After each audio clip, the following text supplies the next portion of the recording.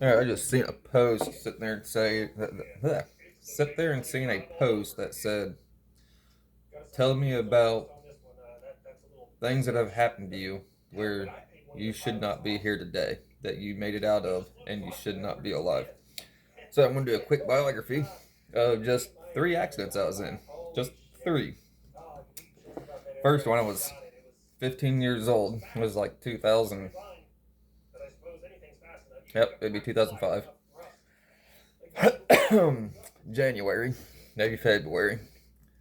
Got my buddy Caleb Parrish driving. I'm sitting in the passenger seat. I got my buddy Daryl McClown in the back seat. He picks us up before we go to high school. We're in ninth grade. I'm a freshman. They're two sophomore, just a grade above me. But Caleb just got his license. He's had him for like a few months now, and there's a story about that kid. There's a story, but he picks me and Daryl up. We drive around the country block or whatever before we go into school. So we're heading down Mulvane, and he floors it. We're doing like 100 mile an hour, literally. We're doing 99, but we're that's fucking 100 mile an hour. But I'm sitting passenger seat, no seatbelt on. He's got his seatbelt on. Daryl don't have his seatbelt on. He's in the back seat, and Caleb's like, "Hey, look there." He's deaf, all right, and so he don't speak or enunciate properly. So yeah, but he's like, "Hey, God, look there!" It slams on his brakes, like he hammers them. Why? I don't freaking know to this day. Like even his excuse, I don't know, but he hammered him. Tire fucking buckled for some reason. Shot us into the ditch. Like we're on the right side of the road. Shot us into the left side of the ditch. Hit the embankment, and we flipped 4 times. Like Daryl hits up front seat, I hit the back seat, came up front, my head went out this window, then out the passenger window. Daryl, he fucked up. Caleb, his seatbelt ripped off the side of the wall, and we all walked away besides Daryl. He got taken to the hospital. He crushed this side, broke like 5, 6 ribs, and he had internal bleeding. And so they had to cut him open in Marysville Hospital, Ohio. You guys suck at doing your job. They had to sit there and life flight him to Children's Hospital in Columbus and recut him open and put another lung catheter in him. But I got a fractured orbital socket. Looked like I got hit by a lead pipe, but that was fine. But should have died. Should have died on that one. I pulled Daryl out. Caleb's on the phone. "Hey Matt, we got in an accident." "Hey Caleb, are you on the phone with 911? No. Who the fuck are you on the phone with?" "Oh, I'm talking to Matt right now." "Dude, give me that phone." I grabbed the phone from him, fucking slap him. "Hey, Matt, I'll call you back later." Click. Fucking call 911 up. About 10 minutes later, EMS gets down the road. They're literally right down the end of Mulvane on Franklin Street. They're like straight down the road, go across the street. There's the EMS station, less than a mile away. Took them like 10 minutes to get out there. But my buddy and the people at school, our friends there, they're like, "We seen your guys' car head over ass end or whatever above these pine trees, and you got the school, parking lot, baseball field, football field, practice field, pine trees, and then us way the heck out there." They're like, "We could see you guys flipping from over here. You guys must have been cruising." We were doing like 100 mile an hour. But how we didn't die from that one? I don't know. God. But fast forward, not much longer. I'm now 16, not 15. It's 2006. And, oh no, this is the beginning of 2006. I'm sorry. My birthday was in February. I was 15. I just turned 16 in 2006. This was all in 2006. I am so sorry. But I go to Indiana, and it was not my freshman year. That was my sophomore year. This one is going into my junior year. I'm sorry. Tri Rivers Career Center. Yeah, 2006 is that summer. 2006, 2007. Yeah, whatever. But it was that summer. So it's 2006, July 3rd. We're all supposed to be meeting in Ohio to go to Cedar Point. I'm over in Indiana because I'm trying to better myself, and I'm 16. I'm trying to make some money, so I'm working on the construction company with my uncle. That's his first choice roofing job, so I try to make some money. But before we were all going to meet up, the night before, I screwed up and took a couple Klonopins. we had a cookie fight war in Grandma's living room. I don't know. We're all blaming each other. Don't freaking know how that happened. Still to this day, we're all just blaming each other. We don't remember crap. But later on that day, me and my cousin Blake, we were heading to the Ridgeline BMX track, and we've already went down this hill once. But the second time, yeah, I didn't make. Well, I made it down there. I just not the way we're supposed to make it down. But we're gonna go play around with the bikes and whatnot before we drove to Ohio to go to Cedar Point for 4th of July. But it's 8th Street Bridge. They call it the Eisenhower Bridge because how tall it is on one side and the angle of it. It's massive. Speed limit's 35. I'm doing 55. I thought I was doing 45, but I'm still passing cars. Cops estimate about 55 mile an hour, between 50 and 55. But for like the longest time, until I was like 24 or 25, and it dawned on me. Like, this happened when I was 16. There for a while, like, it happened so fast. My cousin Blake thought he might have hit my tire. We all thought that maybe I put my foot in the front tire because it didn't have brakes on it. Excuse me. Whatever it was. But I was like 24 or 25, I'm like, guys, I know what happened. It just like hit me. I tried bunny hopping the curb. But anyways, it goes downhill and it goes into the park. And there's like this little medium right there for an exit coming out. But that's like a flower bed with this massive telephone poles, like one of the big steel ones. It's like 50, 60 feet tall. It's one of those things there. But I tried bunny hopping the curb going down it, and I am cooking. But my front tire hits it. I do some somersaults, and I land like this on the curb. My bike continues going. Like, they found that thing 100 feet away. Tires all bent to shit. Crank's bent. Chain snapped. The pedals are all bent. I was cruising. But I had the basal skull fracture, temporal lobe skull fracture, orbital socket fracture, some other kind of fracture. Broke my clavicle and collarbone, shoulder bullshit. T7 vertebrae in my back. 6 ribs. Got that little scar there. I had to collapse the lung, so I had to put a catheter in my lung. I had 3 tubes sticking out of my head to check the skull pressure, drain the blood, and some other crap. My cochlea came shooting out of my ear. Had blood, spinal cord fluid coming out of my ear, like it was shooting out. That put myself into a coma, kind of. I was definitely knocked out fighting off paramedics and all that good stuff. They had a life flight me to. First, they drove me to Anderson. I want to say it was St. John's Hospital. Then from St. John's, they had a life flight me from there because they're like, we can't do anything with him.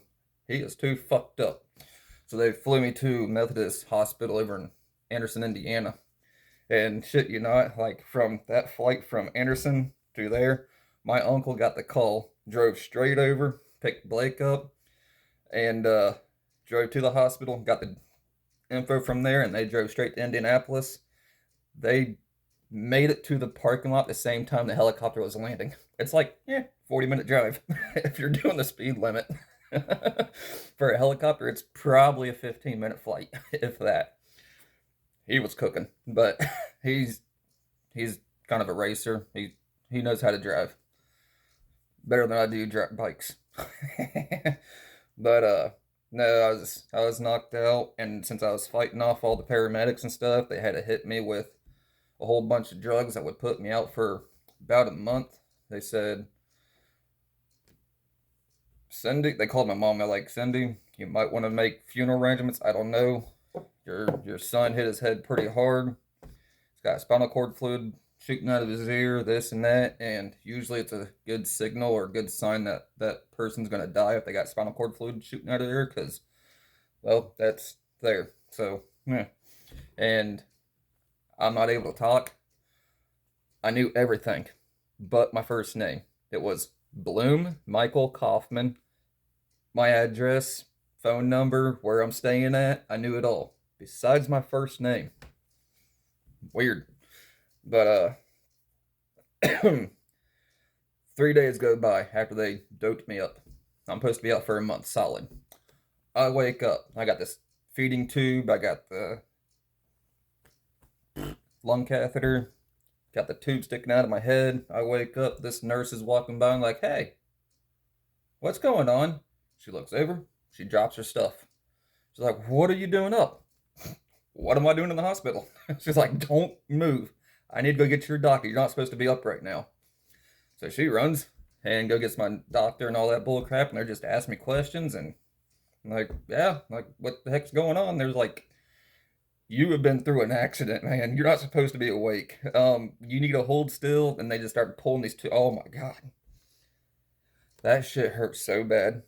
Like the catheter in my lung, the catheter in my penis, nothing compared to that catheter to that tube that they pulled out of the back of my head. Like that one hurt, and I have lost all these pictures, but everybody knows. I mean, look. Oh yeah, that's the other one. I shattered my. Obviously, I'm deaf. I told you about that, but I shattered this side so much about the ligament that goes through the back of your skull, goes through your ear canal and stuff for your facial movements and whatnot. Your facial ligament. I forget which one it's called, but it goes through your ear canal, and it's like surrounded by an inch of bone, and it snapped my ligament. It just. But somehow it's still sucks, but whatever. But anyways, I was 16 on that accident, and how am I still walking, talking, functioning, all that? It's a miracle. Like God is real. He was definitely looking out, 100%. Doctor's like, if you have another bad accident, you may die from that, because I don't know if you can take any more hits. Fast forward 3 years. My brother's dating this girl. Not a fan of her to this day. She's evil. She didn't like me either. But I'm sitting in the back of her truck. Sean's obviously in the front because that's his girlfriend. She's driving. You see the society. They're trying to flip the rules. What's God think about that? But yeah, no, we're in Marion on Woodrow Road. Yeah, Woodrow Road, and it's 25 mph through there. There's this curve coming up. Daryl's sitting down. He's with us once again, and she floors it. I fly out. I face plant right on the road. A guy mowing his lawn heard it, stopped, ran over, called 911, and yeah. But Daryl trying to save me. He hops. He's trying to catch me as I'm falling, and he like slips on the bumper. He tailgate nuts just. He had to get a nice needle in his nutsack to keep the thing from swelling all the way up because he crushed him trying to save me. But when I hit, I got a scar here. You can't really freaking tell anymore. I had a scar on my nose, then a scar up in here, and this right here was crushed in, like it was in. So what they had to do, the plastic surgeon had to pull my cheekbone out, make an incision through my mouth, and there's a titanium mesh plate that's holding my cheekbone up to my skull right here, and my face was just poop.